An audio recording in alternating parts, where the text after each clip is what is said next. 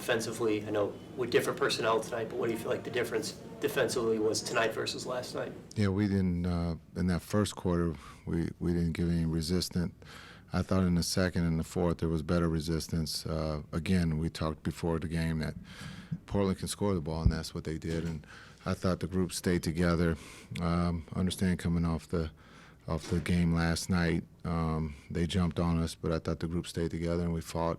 It's a 10-point game, and then they jumped on us again in the third to take it to 21. But again, we had the ball. I think we got it down to 6 with a possession of 4-on-3 where we could have got it to 3 or 2, 4, and we just couldn't get over the hump. But I thought the guys again fought. Everybody who played did a really good job tonight. And how significant was that stretch from Kyrie? At the beginning of the fourth quarter, I think it was 15 going into it, just making that game competitive down the stretch there. Yeah, we were down 28, and so understanding that we were down before and we've come back, and again the guys did a great job in the fourth quarter of staying the course. It's a 15-point game that's not over, and the guys did a good job defensively, and then Kai went and understanding that our leader he got us back in that game, and just unfortunately we just couldn't make the right plays on both ends, offense and defensively, when we got it down. How impressive is that kind of effort that he gave after big minutes on back-to-back nights? It's just who he is. Kai's a leader. He loves the game of basketball, loves to compete, and wants to help the team win. And he showed that, tonight. Being able to score 46 wasn't easy. But again, I thought his leadership of being able to, take advantage of some of the mistakes they made, and then being able to find some guys, I thought, setting the table for us was big. They were able to turn you guys over and get in transition. Just how much did that kind of hurt the momentum of things? Yeah, I think the transition was big for them, and they capitalized on that. We have to get better at that. We'll look at that with the turnovers and then also the missed shots, being able to match up or being able to, slow the ball down. We just didn't do that, and they took advantage of that tonight. What makes Kyrie unique? What makes him as a leader? What makes him unique, I think, just his competitive spirit,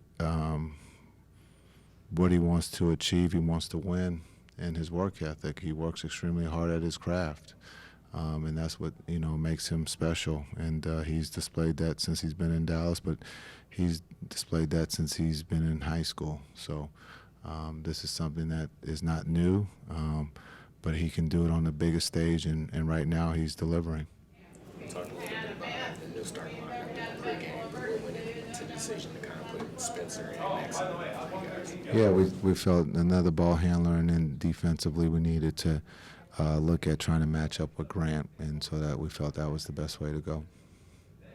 The Kings, your next opponent, made a coaching change ahead of your matchup. Just how does that change preparation for your team going into that game? Oh, I can't answer that right now. I got to go back and see what they played, I think, tonight, so we'll see. I got to watch the video on what they're going to do, so I can answer that after we play them. Did you get more explanation than we heard about the call on Kyrie that you challenged? No, the referee never came to tell me. So that was the issue that I was having with them, that they never came to explain what the call was and why the call stand as an offensive foul. So I never got the explanation. One of your more efficient in NBA tonight was 2 away from the Mavs. Just generally speaking, this season, what's allowed you to be in such a good rhythm? It's just added motivation. Losing the finals last year, long summer, just trying to come in and add some, new depths to my game, just be more efficient. And we have such a great group of guys, so just taking advantage of my opportunities and making sure that we're never out of any game. I think that's my role on this team. It's just making sure I keep the poise, keep the pace, and guys look to me when the game gets tight or when the game looks a little bit out of hand, just to settle us down. So, scoring's part of that, but I think it also attributes to the defensive end, just being in the right spots and just being communicative and just trying to be the best leader I can be out there, no matter what the score is, just putting our best foot forward. To that point, tonight you guys got down to 28. You're on the second night of the back-to-back. Crazy. just let it like mentally just be like let it slip away? Yeah, again, there's a lot of added motivation, man. It's still bitter taste, sort of say. And also just the amount of times I got beat up last year. I wanted to be more physically prepared this year, and also being able to go deep into kind of that reserve tank, like on nights like back-to-backs, just doing the little things to prepare yourself for being great that night. So just really leaning on the work and then also leaning on my teammates, just having my back and make sure they feed me confidence. But yeah, we definitely could have done a better job just keeping the game a lot closer. Getting down like that is, I don't want to say it's characteristic for us, but we're used to it to a certain degree of just being able to get out of holes like that and, still give ourselves a chance to be in the game. Most teams would give up, especially on the back-to-back, throw the towel in. But for us, I think our identity is that we don't want to give up and, just gonna throw our best effort out there, man. You see that shot go hit every side of the rim and Yeah. backboard and all that stuff and Yeah, go man. in. You're kind of thinking, this might be the night where we can pull this comeback off. Yeah, for sure. Yeah. But also, it was like, that was lucky as well. As a competitor, you're like, that was lucky as F too. Yeah. So, but yeah, it's part of the game, and, I just wish that we would have kept that run going, and, but that was a great electrical moment right there. Electrifying moment for sure. We asked Jason about the offensive foul call there. Did you happen to get an explanation for it? Because he said he didn't. Yeah. Sorry. The team tried some different stuff tonight with a lot of guys out, like some small perimeter combinations, some zone. Just what were some of the things that you guys tried out there? Well, I trust Jay. I trust our coaching staff. Put us in the best position, especially throughout the game. So it was a rhythm game tonight, and we were just trying pieces. And a few guys are coming back from injury, like JH. He's still trying to get his rhythm. Maxie's in there playing small ball for us. So we were going to have a few lineup changes, and we just got to be able to adjust. And I think other teams are going to try to get into our paint a little bit more when our bigs aren't in. So we just got to be aware of that and be able to stay in front of our guys a little bit more and baking our help defense, which is part of our identity on this team. Just helping each other. And I think a few times tonight we got to the free throw line late. Avia got into the lane. We had no real interior presence. So when you're trying to make a comeback, you're down 6, then it goes to 8. Then we're kind of just playing tit for tat. So the flow of the game could have definitely gone differently.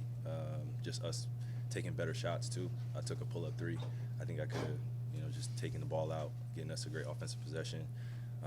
And I say that because Clay had a good look the play before, went off the back rim. Both of our shots look good, but when you don't convert on that and they're long rebounds, then the other team gets an opportunity to settle the game down and make you guard. So few possessions, we just got to be smarter, and that starts with me. They had 4 guys. They had 4 guys score in 20. Is it easy to chalk a loss like this to just not having PJ? Now she out there with you, so you're a better defender and lively for that matter. Yeah, that would probably be the cop out. You know what I mean? But they play well. You got to give them credit. They play well here in Portland, and whenever you have a team that has 4 guys scoring over 20 points, it's going to make an impact in the game. It's going to make a dent. They clearly were very comfortable at the end of the game. Scoot was playing out of his mind too, off of his game winner. Felt like that was carryover. He was playing very free. He had some 3-pointers, even off a head fake. He made 2 threes off a head fake 3. I haven't seen that. So, they were doing some things that weren't on the film last time we played them, especially in Dallas. But you got to give credit. They made some adjustments. That coach down there has made some adjustments in the interim for like Chauncey the last so 15 minutes of the always game, praying they did for a good Chauncey job. too, It's just make too sure you late. guys send prayers for him. What was it like just watching that Kyrie heater, especially in the fourth quarter? Oh, yeah, does that mean he missed the fourth quarter, man? That's what he does. I mean, he's really amazing to watch, honestly, when you're out there on the court with him. So you try to give him as much space possible and let him go to work because he's going to make the right play, whether it's scoring if he has to, or making the right play offensively, making a pass, get teammates involved. Just let him go to work. They were able to score a lot inside the paint, a lot in transition, especially they got a lot of and ones. Yeah. Just what made it so difficult to contain and kind of keep your hands off of them when they were driving. Yeah, I mean, it was tough. I feel like we got a little bit of a bad whistle tonight a little bit, but that's how it goes, within the 82-game season. But I feel like we could have did a better job of keeping the guards out the paint, not fouling as much, kind of not swiping down hard. I mean, if we're gonna foul and put them on the ground, you know what I mean? Not let them get an and one every time they come down the court. So just do a better job of containing the dribble is what I would say for sure. We talked about this team's depth, especially when you're playing without guys like Luka and Lively and everybody else. But I guess was tonight's comeback kind of a reflection of how deep this team is? Yeah, you know what I mean? I feel like we had more than enough tonight to get the job done. We have a really deep team. Anybody can come in, fill any spot really out there on the court. We had like four or five guards out there with Maxey and stuff out there tonight. So, I mean, everybody knows that we can't substitute one guy with Luka. I mean, he's a mega star. He does a lot for us. But we collectively, we had to just come out with a better mindset. And we kind of easily could have got this win tonight. One of the things Kyrie said last night was, this is just a really important stretch of season. You know, every game is important, but like, can you sense that of like these next 3-4 weeks, like this team just really has to stay together and kind of get through this? Yeah, definitely. You know, I mean, just knowing that we are going to be out with Luka for about a month and a half, or whatever the case may be. So just coming together, knowing that, like I said, we can't, not one guy come in collectively and just do it by themselves, but coming together as a team, working hard. I mean, we've been down to guys the whole season, whether it's been Luka, Kai, PJ, whoever, Najee. So we got to come together and just play Mavs basketball, and we'll be fine.